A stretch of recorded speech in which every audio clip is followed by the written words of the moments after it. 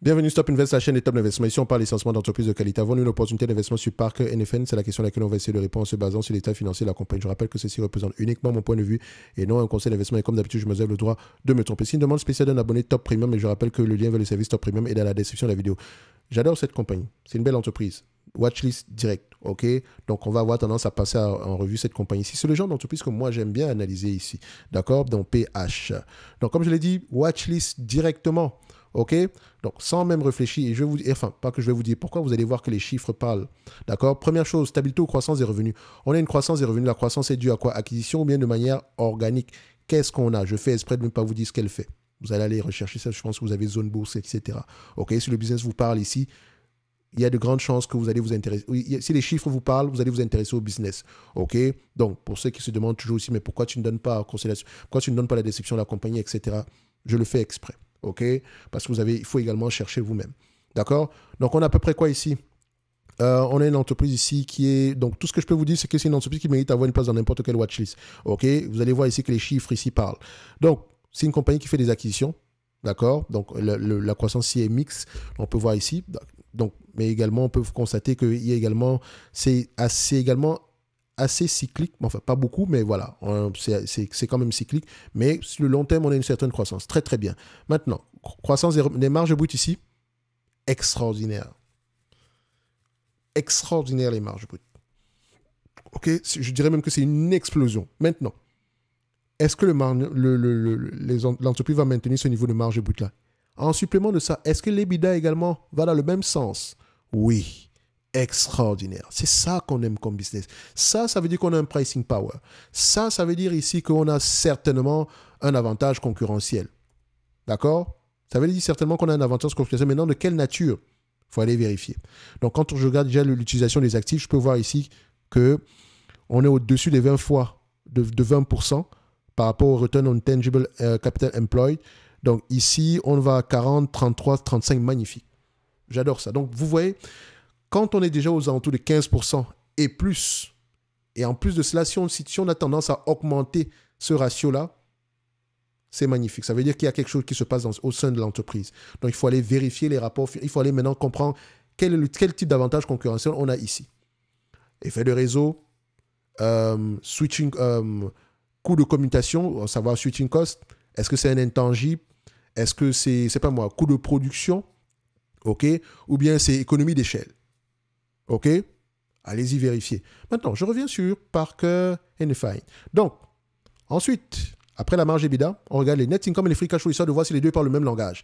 Les compagnies qualitatives ont tendance à avoir des free cash flow convertis, les net income en free cash flow à 100%. OK? Il n'y a pas de demi-mesure.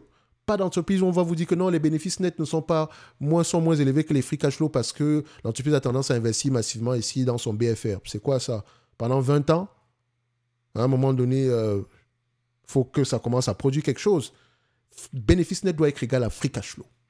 Free cash flow peut être supérieur à bénéfice net, mais bénéfice net doit au moins être égal à free cash flow. Quand on a une différence entre les deux, toujours aller vérifier, surtout quand les free cash flow sont moins élevés. Faites attention. OK? Donc, ici, free cash flow plus élevé que les bénéfices nets. On aime ça. Maintenant, est-ce que les marges nettes vont également dans le même sens que les bénéfices nets? Ici, on voit ici que les marges nettes également augmentent. Même si c'est assez timide, mais ça augmente également ici. OK? Ensuite, on va regarder la dette nette sur EBITDA. Est-ce que la dette nette sur EBITDA est inférieure à 5? On est à 2,5 ici. C'est très, très bien. Dette nette ici en termes de volume, qu'est-ce que ça donne? La dette nette en termes de volume est aux alentours ici de 11,73. On a 11,73 milliards. Donc, ça augmente. Enfin, quand je dis que ça augmente, on a une augmentation ici sur les dernières années, OK, mais en termes de ratio, c'est gérable. Quand on prend en considération les free cash flow ici, on peut repayer la dette nette ici en moins de 5 ans. Je pense même qu'en 4 ans ici, c'est plié. OK, donc on aime ça. Maintenant, c'est un business que le marché aura tendance à payer à combien? Il y a de grandes chances qu'on paye 20, que le marché paye une vingtaine de fois les bénéfices pour cette entreprise. Une entreprise qui augmente les marges, qui augmente les marges ici, qui a une croissance des revenus, une croissance des bénéfices nets et des free cash flow, ça se paye au moins à 20 fois les bénéfices. Bon, ça ne me sert à rien d'aller vérifier. Je sais que je vais payer 20 fois les bénéfices ici. OK, 20 fois les bénéfices ici. Par rapport, est-ce que c'est un business assez prévisible? Oui. Les analystes ont tendance également à faire de bonnes prévisions. On s'attend à de bons résultats sur les années à venir. Qu'est-ce qui se passe sur cette compagnie? À 20 fois les bénéfices par rapport aux bénéfices nets attendus en 2026, on est à peu près à $495 l'action. Donc, sans prendre en considération la dette, on serait correctement évalué en date d'aujourd'hui, n'est-ce pas? En prenant en considération la dette, ici, ça donne combien? On est à 495. Moi, la dette nette en date d'aujourd'hui, ça donne combien? Tac, tac. 1, 2, ça donne combien? Quarterly, 90 millions, 90 milliards ici. Donc, on est à peu près à 490 millions, enfin, 90 dollars l'action. Donc, on est à peu près à 405 dollars l'action ici. Donc, si on prend en considération la dette, on sera légèrement surévalué. Mais ce n'est pas plus grave que ça parce que la vie continue au-delà de 2026. Maintenant, si j'investis sur cette compagnie, il faut vraiment qu'au-delà de 2026, qu'on ait une certaine croissance. OK? Et les années sont de plus en plus optimistes par rapport à 2026. 28 dollars ici, 29 dollars ici. 25 dollars ici, 26 dollars ici. Et quand on prend en considération la croissance au-delà de 2026, les analystes ici s'attendent aux alentours ici de 14% en moyenne jusqu'en 2029. Ce qui veut dire que si vous payez l'entreprise à 20 fois les bénéfices, non, qu'est-ce que j'ai fait? Ah non, attention. Le ratio doit être ajusté. Ce n'est pas 17 fois, c'est 20 fois. Donc, ce qui veut dire ici que à 20 fois les bénéfices, ça donne à peu près combien? 582 dollars l'action. 582 dollars l'action, moins 90 dollars ici. Ça donne combien? Moins 90 dollars, ça donne à peu près ici aux alentours de 492. Donc, intéressant au prix actuel. Du point de vue rendement, ça donne ceci. Si on me distribue la totalité des bénéfices nets attendus en 2026 par rapport au prix actuel, j'aurai un rendement potentiel de combien? 6%. Le dividende en lui-même, il y a de grandes chances qu'il continue à croître. Il y a de grandes chances également ici. Est-ce que l'entreprise rachète massivement ses actions? Oui. Donc, vos shareholder yield est plus élevé que ça. Si elle vous distribue la totalité des bénéfices, la totalité de ce qu'elle dépense ici en buyback, en dividende ici, vous aurez un rendement plus élevé que ça. Donc, ne regardez pas le petit 1,26% ici. En fait, il est plus grand que ça. OK? Donc, c'est une entreprise qui pourrait être intéressante ici pour ceux qui regardent également du dividende. OK? Il y a de grandes chances qu'il continue à croître. Il y a également de grandes chances que le bénéfice net continue à croître.